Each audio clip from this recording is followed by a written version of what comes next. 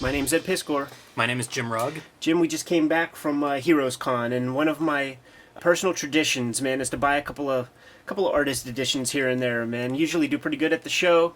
Want to treat myself on a job well done. This is the best way I've come up with to do so. So I've been waiting for you to come here, man, because I've been keeping it in the package for a long time. That's a big box, Ed. And I want to capture our natural reactions, man, when we go through this thing. I know this is something that you would want to see I love artist editions. as much as I do.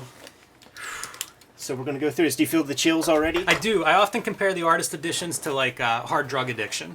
You know what's funny too? The Kayfabers, because of the title of the video, they already know what it is we're looking at, man. So this anticipation is just for us, dude. Did you read it? I didn't read it. No. Should we guess? This looks smaller than a typical artist edition. I'm gonna guess it's the Lone Wolf and Cub. You guessed correctly. Oh, man, I can't wait to see it. That's been on my list for a long time with these artist editions because it's such a different version than most of the ones that I see. Exactly. You just don't see a lot of original manga art, so what a treat. Oh, man. That's exactly why I had to pick this baby up, man. I always remember the Building Stories review on the Comics Journal, and the guy that wrote it was like, on day 3, I opened the plastic. Building Stories by Milton Bradley. Shouldn't laugh too hard, man. Chris Wirral self-harming. Yeah, I always worry. I know all these guys watch our show. Yeah, right. Got to be careful what we say. All right, man. Whew. It's just beautiful. Man. This has been sitting there for days, dude. So my first exposure to Lone Wolf and Cub, I'm a young comics reader, super into Frank Miller, and would see a couple of these issues where he would do the covers of them. Yeah, for First Comics. Exactly. Yeah, I mean, this is how I read it. Which is amazing. This was also mind-blowing to me. We think about format, talk about format all the time. When Dark Horse came out with these, and it was like, this is what they were originally, how they were originally published. It was like, what? Just mind-blowing. Not a format that I would ever see before. And the First Comics were published normal comic size. Normal comic book size. Square bound, so you get, 48 pages or so. But look at this. Wow.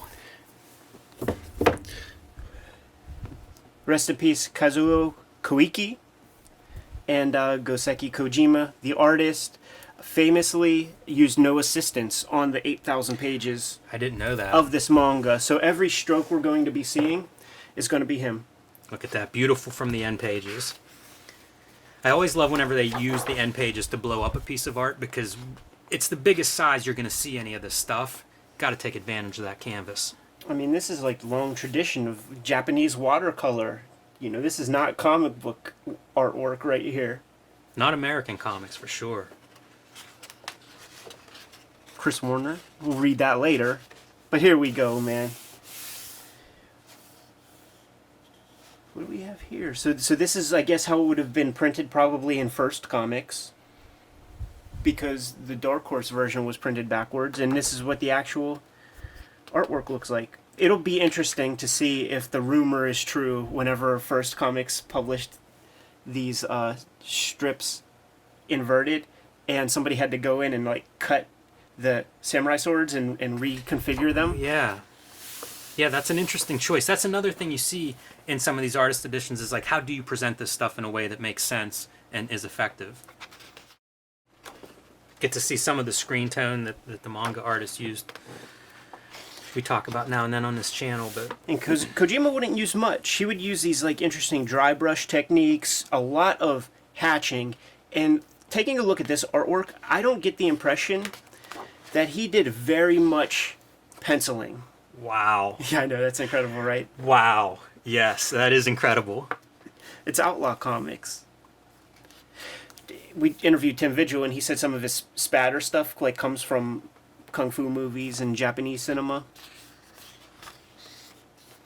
This would have probably been like an early part of a chapter where you would get more of the watercolor line.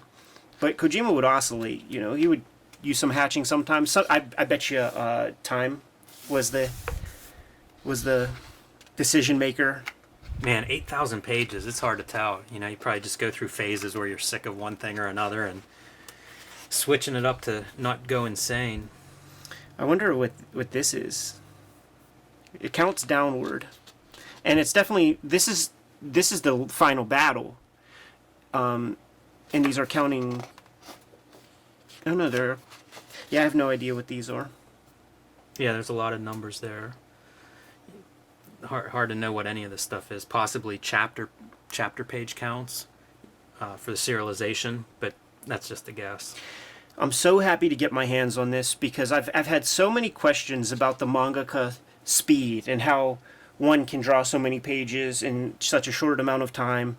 And we're seeing that this is probably close to half the size of an 11 by 17. Like, one of the things we'll do, in fact, maybe, can you filibuster and like talk this? I'll go run and get a ruler and we'll get some definitive numbers. Sure. Ed mentioned about the penciling and how much penciling goes on. And you can really see it in these pages like it's just drawing. If you watch any of the Man Ben episodes, that's something those documentaries are really good at showing, is how much is done in the inking stage. And a lot of the manga comics, at least the ones that they feature, and I think probably in this case as well, penciling is just a very loose guideline for composition, and then so much of the drawing is in the ink. So the final board size is about 9 3/4 and 14 inches. The image area be a little more than 11.5 and a little bit more than 7 3/4. So this information is good for me to know because the standard American comic page 11 by 17, so it would be this wide to here.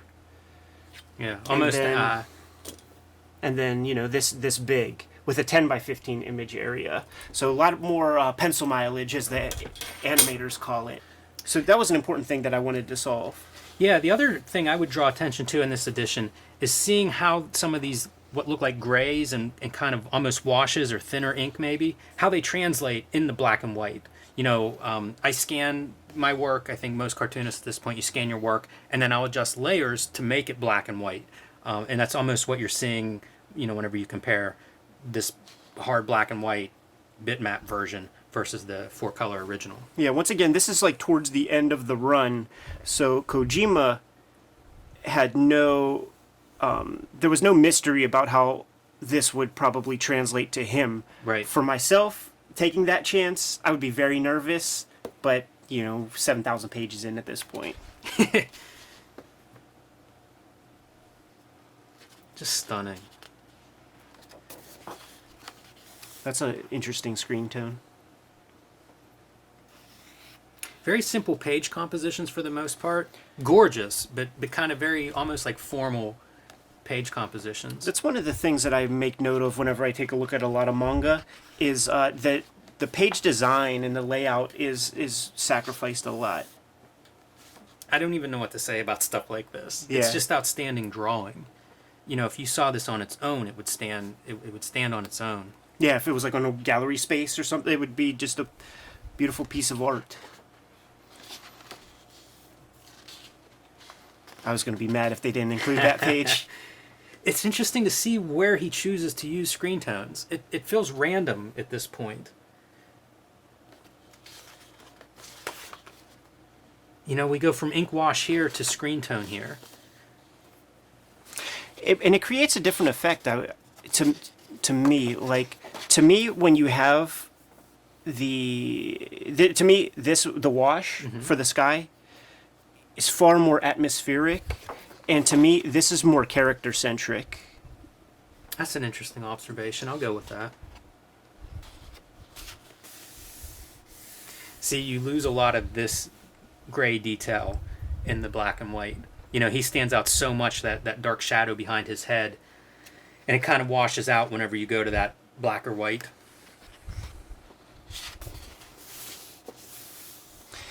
Doesn't abide by the Marvel DC style of line inking from the 70s, 80s, where it's like the bold line would be underneath and vice versa. Thin lines would be more toward the light source. To me, it's like experience in using the Japanese like calligraphy brushes for like writing, and then incorporating that into figure illustration. Lots of emotion in young Daigoro's face. Yeah, I do wonder like what the brush pen divide is in some of this. Right, yeah, you could see clear pen there, but then the brush. I love the little bits of color too. And it's a decision. Like, this is colored that way, you know? Like, whenever I would see these things in print, I would automatically assume that it was probably an ink wash on a separate piece of paper, and then they use almost like an amberlith kind of choice for the color, for the spot color. But they chose this color. Very interesting. It has to do with their print technology at some capacity, you think? Because they always choose this orange. Yeah, I wonder about that, if that orange was just a common ink color. Like if that was almost after black, if that would be like the next most common color, and if it was maybe common in art outside of manga. These would always be mystifying to me as a kid. These kinds of panels where it's like, what is this? Like, what's happening? This, talk about not looking like a Marvel comic or something. These kind of more atmospheric moments, they're about time, they're about other things. You didn't see that in a Jim Shooter edited Marvel comic. And look at this is like, you isolate this, and it's almost like the best, like, courtroom sketch artist drawing ever. Like, it's not really about capturing every detail of the face. It's just the gesture. Yeah, it's totally gestural.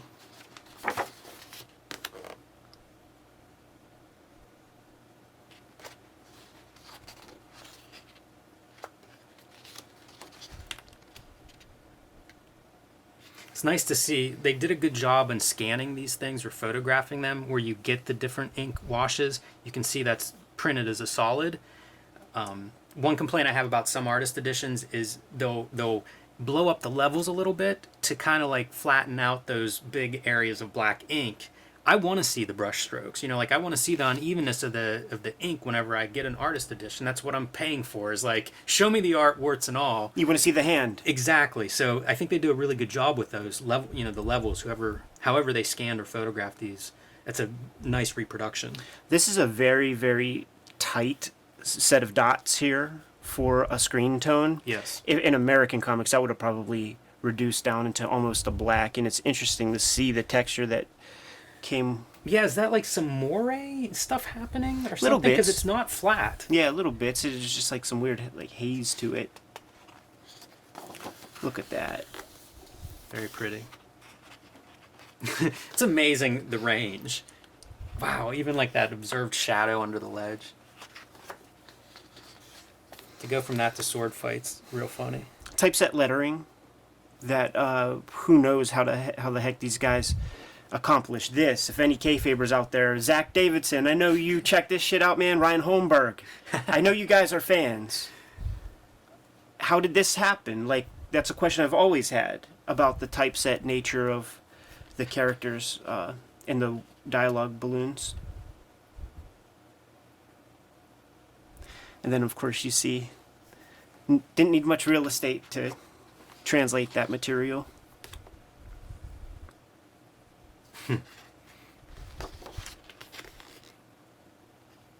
See, in this case, it looks like there's a little bit of wash.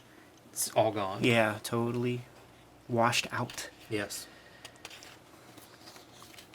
Man, look at that texture, so good. Looks great on both, but looks very different between the two. You see it on the face, too. So much of that line detail just drops out. Yeah, totally lost on the arcane, pulpy, shitty printing techniques of old manga. Like, old manga That's was true printed too, on yeah, such yeah. crap paper.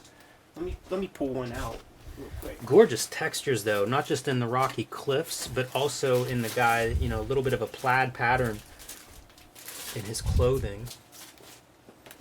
Like, this is a Shonen Jump from much later, but I just want to illustrate, like, the imprecise printing. Yeah, these are great examples because you can see all that very thin black ink, all the texture of the paper coming through and breaking up that surface. Yeah, like, this is probably closer to black, like, Right. with what they intended but you could see the bands from the print machine. But we're not here for Shonen Jump today. That's interesting. They weren't able to strip this stuff out. And thankfully so, because this is like really, really cool stuff.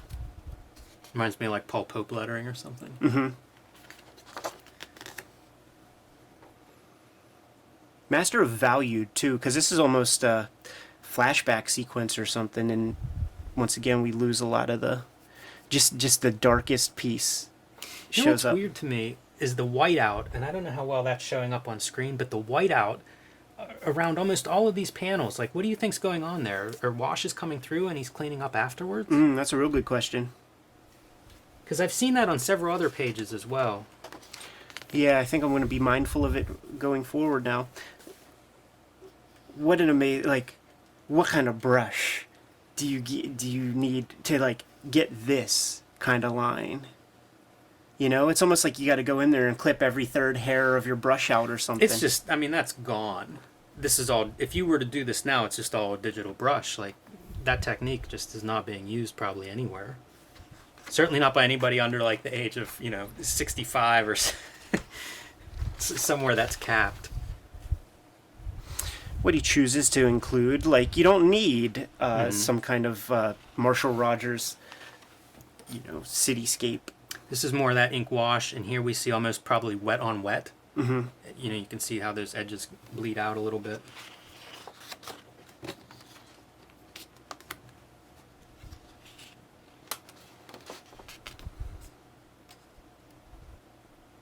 That's another example of those interesting composition, what you include, how much you draw, how literal it is. And somehow they were able to take this out for the English translation. And don't forget what we're reading. I also like that nobody had archival tape to put their stuff on the board for many, many years.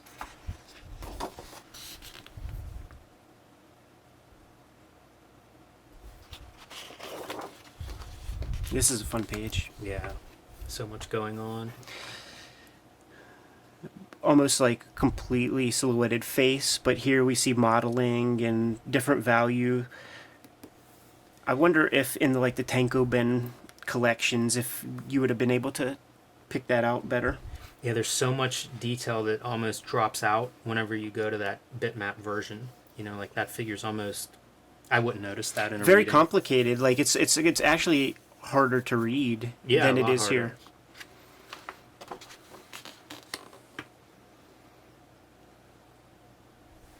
The way he renders faces with that kind of, like that pen, it's not squiggly, but it's almost a hatching kind of style to define features like a lip and things. I think that takes so much courage. It's different. It's certainly different than the way I approach it. So you see this white again.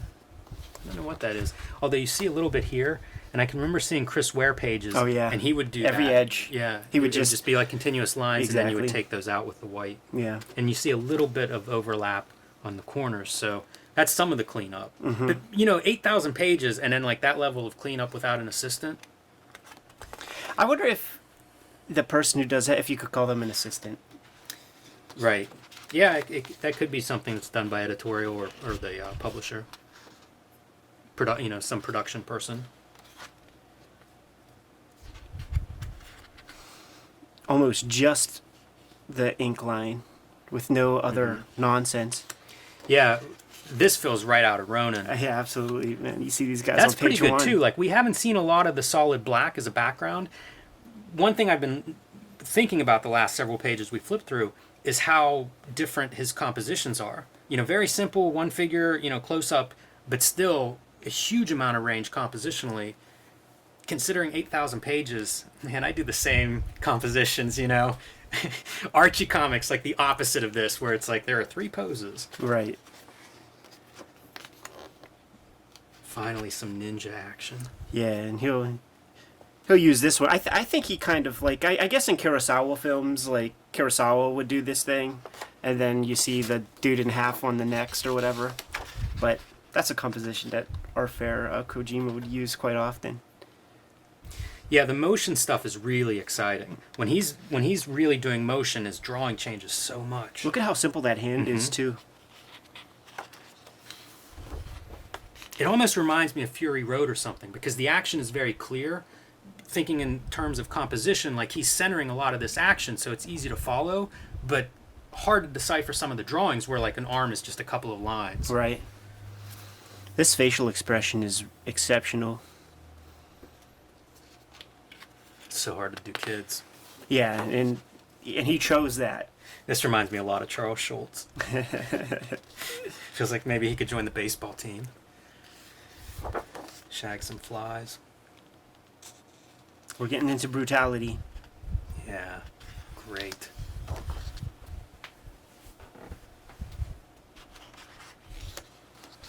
Horses always struck me as an impossible thing to draw. And you'd hear of the guys who could draw them. Yeah, the Frank Miller horse, the Frazzetto horse. This is that title card piece, I think. Mm-hmm. New chapter, more wash.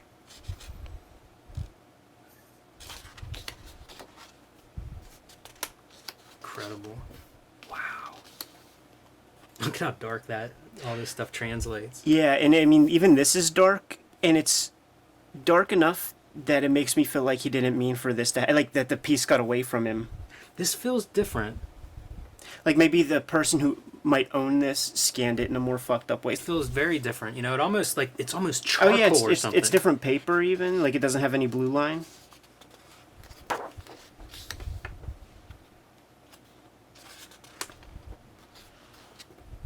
This is very loose stuff. Mm-hmm.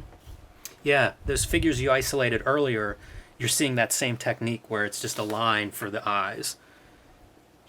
And it gets just even looser. Like Perfect to read, though. Yeah, totally works. Like, these guys aren't the most important. Like, just, you go through these. And if you're printing this big, you're losing any additional information. If you were to go more detailed in the original, it's not going to translate to the printed piece. Here we go. Yes. So some screen tone here, and you see the bubbles. I get this, I was going to say effect. It's not what you want. Right. But it's very easy for a big piece of screen tone to end up with that kind of trouble where it just doesn't lay out smooth. Now, I would bet that it did lay down fairly smooth originally, but the problem with screen tone, like Amberlith overlay, as Dan Clowes discovered with Ghost World, is shrinks. It shrinks over time, Yes. and with heat. So that might have a little something to do with it. I have a question for you before we turn this page. Do you think he lays the whole screen tone down as a solid piece and then cuts the figure and peels that off? Absolutely. That stuff that I saw with you, like cutting out the shape, nobody does that. Like, especially on a grind of, the work for hire quick thing. It's like, you cut a big chunk, you cut the guy out, and then you put that back on. Like, they'll have these screen tone bits, like, with just little triangles everywhere. Filibuster, I'll go grab one. Yeah, I guess that's the way to do it, especially for complex figures. Whenever you're doing a smaller shape like a triangle, something tiny, it's easier to manage this stuff. But I had done a big Black Panther piece that had like a gradation sky in the background, and I tried cutting that out first, and it was just a nightmare to try to get it to lay down right. Yeah. Like, So there's one. these are, examples of like a piece, potentially that could be fitted into these small crevices, but also removed, and then just stuck back here for future use. Yeah, you see, like, that's sort of like, that's how all the old wise men teach you to use the stuff.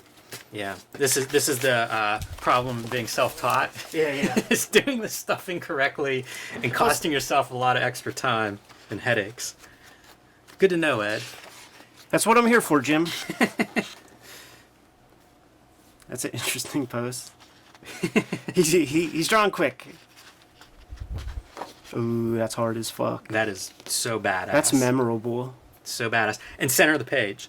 If you were to bust out page architectural kind of stuff, center of the page. Like, you can't take, it adds power by putting that there. Very interesting page here. I read all of Lone Wolf and Cub whenever I grabbed the Dark Horse issues as they came out, but I've read it all once. Uh-huh. I have all the books, but it's 8,000. It's a commitment. Right. So I don't remember this page. Yeah, I don't remember this one.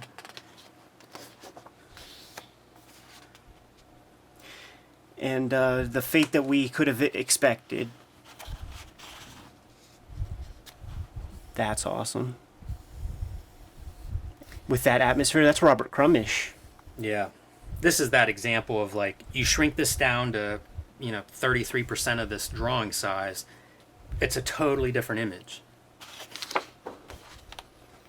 Incredible.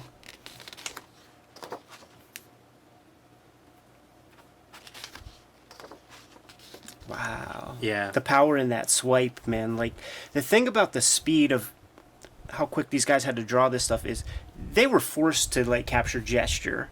And that's how you get such fluid movement. You cannot be constipated and draw something with this kind of energy. It's impossible. You can see it too, right? Sword up, sword down, sword other direction. Even, like the movement of the sword is even captured on the page. Yeah, those blurs. It's good. It's such good stuff. It's such a different approach to comics. It's really trying to capture motion as opposed to that like cool pose after or before. Is this Daigorō trying to get some business in? Right? Like, what is that? It's a rock, right? No, I think that's your sword from the. Oh, from it the is. It's a It is. blade, Yeah. and then your handle would be back here. I see. Yeah. That's pretty iconic. Classic. It's impressive to me too whenever you get these close-ups and the figures really do feel big. I always think of like Mobius, and now Frank Whiteley's guys who do that scale thing. But you'll see it in other directions where it's like a close-up of a face that really makes it feel like there's a giant figure. Just one of the things that could never happen in a Marvel comic is like fighting with this blade for several pages. Right. As guys are just watching. It creates so much drama. Yeah, it's atmosphere, it's timing, tension. Still going. Wearing them down, man. How many more, man? Wearing How them many down. more? You see the blades getting closer.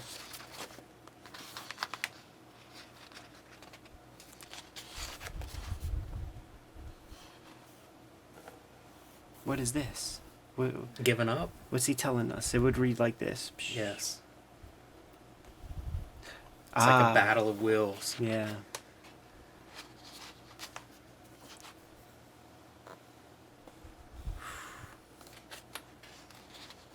Oh, man. That's your iconic shot.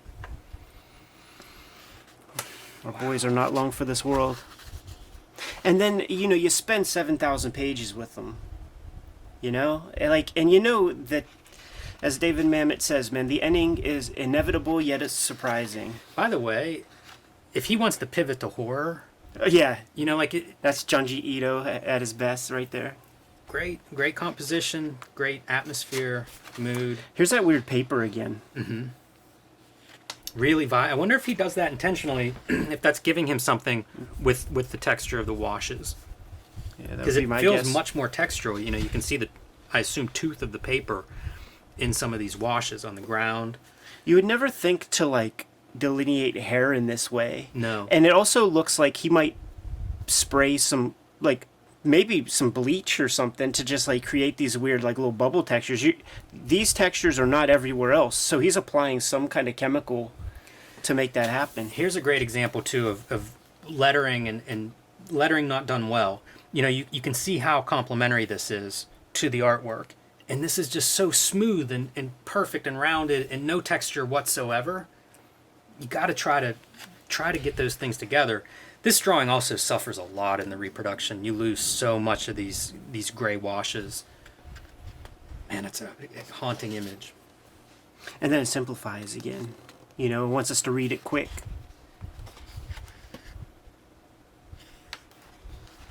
There it is, man. Pour a little out. I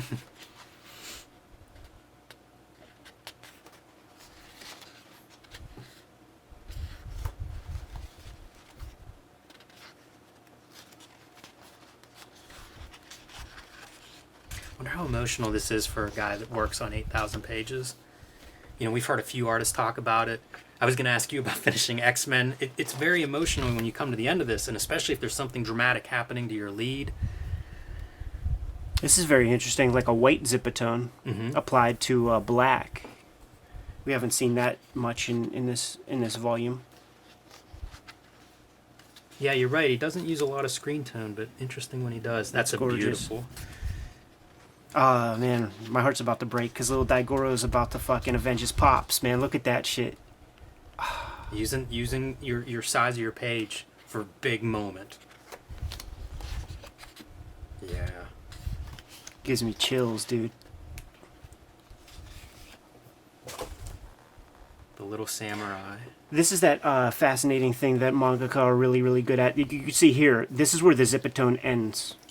And then they would hit it. You could get an ink eraser and just like lay it down, and it'll just like pick up the dots so that you can create this kind of I didn't know thing. that. I've seen people that will scratch. Yeah. You can do it with a blade, but I've not seen that ink eraser. Yeah, when you see it at this level, like this much, because the scratch is for like almost like crosshatch textures and blending, but when you see it this much, you're taking all the dots off, and the ink eraser is there. Maybe back in the 70s when this was done, it had to be analog, but there's a battery operated ink eraser you could use. I love the tree trunk backgrounds. Very simple, very subtle, almost Mignola-esque or something. But and it keeps you in it. Yeah, totally. I would bet he would have wished he hit it with a blade a little bit, man, because it's not much of a fade. Like, this is very... You see the atmosphere, you see a cloud, you don't there. Right. And there's that brush again. This is totally like Charlie Brown's haircut, though, right? It's just that little bit in the front. Yeah, man. More of that technique. Yes. Maybe a little more sloppy. You can see the edge of the zip more clearly there. Translates well in the print for cloud. It totally does. Great gesture here. Really good body language. Very hard to do this of like a sword coming forward. That's a hard drawing to make. Yeah, those are great.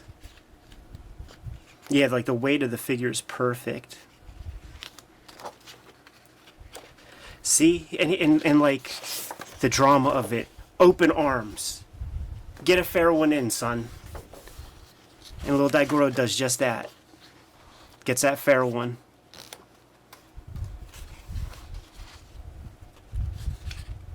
Man. It is incredible the amount of storytelling in these pages where it looks like nothing is happening and it's so emotional. Yeah. Look at that.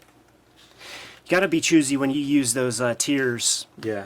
For fear of being maudlin or sappy or melodramatic, but there it is, man. These guys witnessed a moment, to be sure.